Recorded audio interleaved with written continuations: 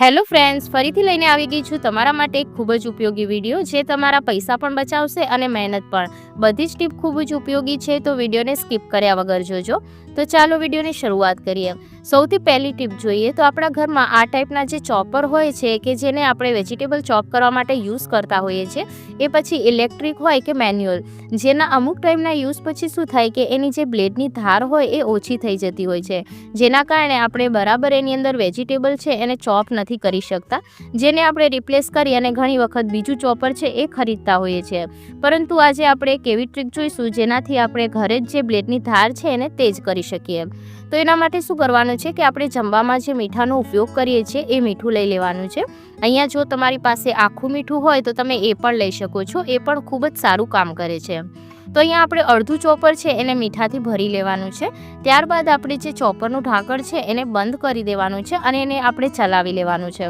તો અહીંયા તમારી પાસે દોરીવાળું જે ચોપર હોય એ હોય તો દોરી ખેંચવાની છે, પણ આ પુશવાળું ચોપર છે તો એને 2 થી 3 વાર આપણે પુશ કરીશું, જેના લીધે જે બ્લેડ છે એ મીઠાની અંદર ફરશે અને જે બ્લેડની ધાર છે ને એકદમ સારી રીતના તેજ થઈ જશે.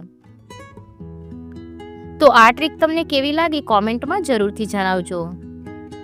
ત્યારબાદ જોઈએ નેક્સ્ટ ટ્રીક. તો આપણે જ્યારે પણ નવા કપડાની ખરીદી કરીએ ત્યારે એની સાથે આપણને આ રીતના ટેગ છે એ મળતા હોય છે, જેને આપણે વેસ્ટ સમજી અને ફેંકી દેતા હોઈએ છીએ, પરંતુ આનો પણ તમે ઘરની અંદર યુઝ કરી શકો છો. તો એના માટે શું કરવાનું છે કે પહેલાં તો આપણે આ રીતના એક છેડો છે એને આ રીતના કાઢી લેવાનો છે અને ત્યારબાદ જે ટેગની અંદર દોરી છે એની આપણે જે ગાંઠ છે એને છોડી લઈશું. ટેગની જે આ દોરી હોય છે એ ખૂબ જ મજબૂત હોય છે અને એકદમ સારી રીતના ફિક્સ થઈ જાય છે. તો આને તમે કોઈપણ વસ્તુને હેંગ કરવા માટે ઉપયોગમાં લઈ શકો છો. તો અહીંયા મેં દોરીને કાઢી લીધી છે. ત્યારબાદ મેં અહીંયા એક નાનું વાઇપર લઈ લીધું છે. આ વાઇપરને હેંગ કરવા માટે કોઈ પણ હોલ નથી આપવામાં આવેલો, તો હું અહીંયાને હેંગ કરવા માટે દોરીનો ઉપયોગ કરીશ. તો આપણે શું કરવાનું છે કે દોરીને આ રીતના વાઇપર પર ગાંઠ લગાવી દેવાની છે. તો અહીંયા હું 2 ગાંઠ લગાવી અને એને ફિક્સ કરી લઈશ અને ત્યારબાદ જે ઉપરનો છેડો છે એને આપણે અંદર આ રીતના ઇન્સર્ટ કરી દઈશું, જેથી એકદમ સારી રીતના એ ફિક્સ થઈ જાય. આને તમે કોઈ પણ જગ્યા પર હેંગ કરી શકો છો. કોઈ પણ વસ્તુ એવી હોય કે જેને તમારે હેંગ કરવી છે પરંતુ એની અંદર કોઈ હોલ આપવામાં નથી આવેલો, તો તમે આ રીતની જે દોરી આવે એનો ઉપયોગ કરી શકો છો, જેથી સારી રીતના તમે એને હેંગ કરી શકો.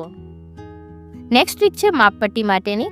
આ રીતની જે માપપટ્ટી હોય એને આપણે વારંવાર ફોલ્ડ કરીને રાખીએ તો પણ એ વારંવાર વિખાઈ જતી હોય છે અને એને બરાબર રીતના આપણે રાખીએ નહીં તો ઘણી વખત એ માપપટ્ટી તૂટી પણ જતી હોય છે. તો એને આપણે ફોલ્ડ કરવાની એક નાનકડી ટ્રીક જોઈશું.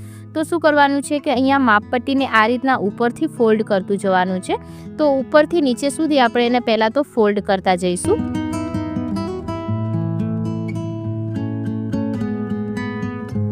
ત્યારબાદ હવે જે નીચેનો છેડો છે જ્યાં આપણને આ રીતનો હોલ આપવામાં આવેલો છે ત્યાં આપણે એક રબર લઈ લેવાનું છે. તો જે કાચું રબર આવે એ લેવાનું છે. હવે આપણે રબરને એની અંદરથી પસાર કરી દઈશું અને રબરના બંને છેડા ભેગા કરી અને ઉપરથી ઇંચી ટેપને આ રીતના પસાર કરી દેવાની છે. આ રીતના ઇંચી ટેપ બિલકુલ પણ વિખાશે નહીં, તમે ગમે તે જગ્યા પર એને રાખી શકો છો. નેક્સ્ટ ટ્રીક માટે મેં લઈ લીધો છે વાસણ ઘસવાનો વાયર. તો આજે હું તમને આનો એવો ઉપયોગ જણાવીશ જે આજથી પહેલાં તમે ક્યારેય નહીં કર્યો હોય. તો અહીંયા વાસણ ઘસવાનો વાયર લઈ લીધો છે. ત્યારબાદ મેં લઈ લીધું છે એક મોજું. જે આપણા ઘરમાં વેસ્ટ કોઈ મોજું પડ્યું હોય તો તમે એનો ઉપયોગ અહીંયા કરી શકો છો. ત્યારબાદ શું કરીશું કે મોજાને આપણે વચ્ચેથી આ રીતના કટ કરી લેવાનું છે. હવે આ રીતનો આગળનો ભાગ નથી લેવાનો, જે પાછળનો ભાગ છે મોજાનો એ લઈ લઈશું અને ફરીથી આપણે એને વચ્ચેથી કટ લગાવી લઈશું અને જે મોજું છે એને આપણે આખું આ રીતના ઓપન કરી લેવાનું છે. હવે આપણે વચ્ચે વાયર મૂકી અને એક વખત ચેક કરી લઈએ તો આ એકદમ બરાબર છે.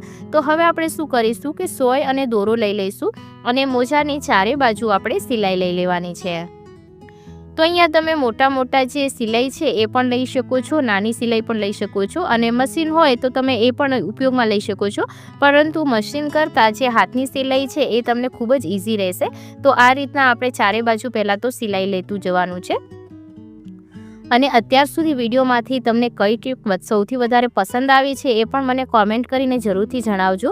તેમજ તમારા કોઈ પણ સજેશન હોય વિડીયો માટે તો એ પણ તમે મને કોમેન્ટમાં કહી શકો છો. તો અહીંયા તમે જોઈ શકો છો મેં ચારે બાજુ આ રીતના સિલાઈ લઈ લીધી છે. દોરાને આપણે તોડવાનો નથી. હવે આપણે શું કરીશું કે વાયરને વચ્ચે મૂકી અને દોરાને આપણે ખેંચતું જવાનું છે આ રીતના, જેથી શું થશે કે વાયર છે એ અંદર જતો રહેશે અને ઉપરથી મોજું એકદમ કવર થઈ જશે. તો આ રીતના આપણે આ રીતે ખેંચવાનું છે ત્યારબાદ આપણે લાસ્ટમાં ફરીથી 2 સિલાઈ લઈ લઈશું, જેથી એકદમ સારી રીતના એ સિક્યોર થઈ જાય અને વાયર છે એ ખુલ્લી ના જાય.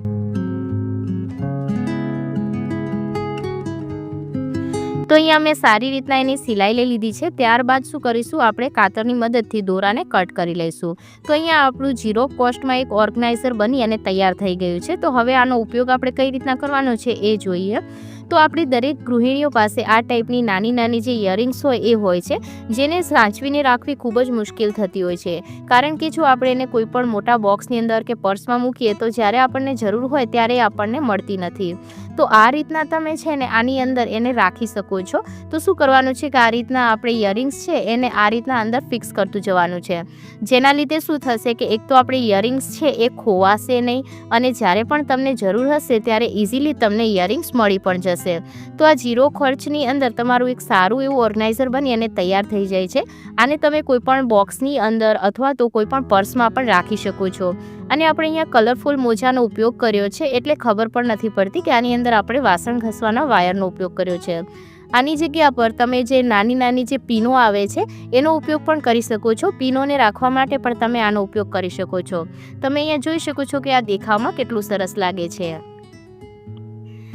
ત્યારબાદ જોઈએ નેક્સ્ટ આઈડિયા. તો અત્યારે લોકો કોલ્ડ કોફી તેમજ હોટ કોફી પીવાનું ખૂબ જ પસંદ કરતા હોય છે. પરંતુ શું થાય કે જ્યારે આપણે મોટો ડબ્બો કોફીનો લાવીએ ત્યારે આપણે જ્યારે પણ જરૂર હોય તો અંદરથી કોફી લેતા હોઈએ તો ઘણી વખત અંદર ભીનાશ આવી જતી હોય છે, ભેજ આવી જતી હોય છે. જેના કારણે શું થાય કે આપણી કોફી છે એકદમ ભેજવાળી થઈ જાય છે અને એની અંદર ગાંઠો પડી જાય છે. તો એની જગ્યા પર તમે આ ટાઈપના જે નાના નાના પાઉચ આવે એનો ઉપયોગ કરી શકો છો. આની અંદર બિલકુલ મોઇસ્ચર નથી આવતું અને એક પાઉચનો તમે ઉપયોગ પણ કરી શકો છો. ત્યારબાદ જોઈએ નેક્સ્ટ આઈડિયા.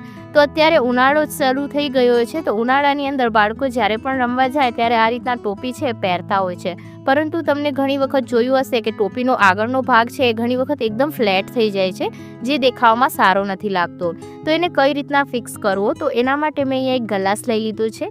ગ્લાસની ઉપર આપણે આગળનો ભાગ આ રીતના રાખી દેવાનો છે અને ત્યારબાદ આપણે રબરની મદદથી એને સિક્યોર કરી દેવાનું છે. તો એકદમ ટાઈટલી બંધ થવું જોઈએ. તો આપણે અહીંયા શું કરીશું કે 2 આંટા લગાવી દઈશું. તો અહીંયા મેં છે ને 2 આંટા લગાવી દીધા છે. આને આપણે ઓવરનાઇટ રાખવાનું છે. જો તમે ઓવરનાઇટ રાખશો તો શું થશે કે ટોપીનો જે ઓરિજિનલ શેપ હશે એ આવી જશે અને ટોપી છે દેખાવમાં પણ સારી લાગશે. ત્યારબાદ જોઈએ નેક્સ્ટ આઈડિયા. જે મહિલાઓ સિલાઈ કામ કરતી હોય છે એ લોકો માટે આ આઈડિયા ખૂબ જ ઉપયોગી રહેશે. આપણે સિલાઈ કામ માટે આ રીતની બોબિનનો યુઝ કરતા હોઈએ છીએ, પરંતુ આ બોબિન એકદમ ઝીણી હોવાના કારણે ઘણી વખત આમ તેમ મુકાઈ જતી હોય છે.